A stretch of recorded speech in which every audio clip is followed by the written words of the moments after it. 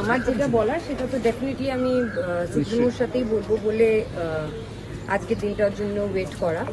আর যদি রেসপন্ড করে বলার থাকতো তাহলে অনেক দিন আগেই বলে দিতাম। আর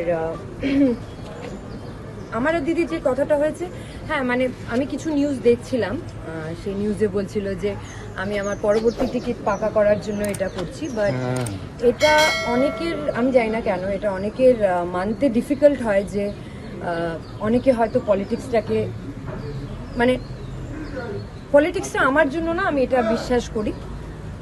কারণ পলিটিক্সে আসলে আমার মতো মানুষরা না, মানুষের না একটা লাইসেন্স পেয়ে যায় জাস্ট র্যান্ডম গালাগালি দেওয়া, তুমি কিছু করো না করো।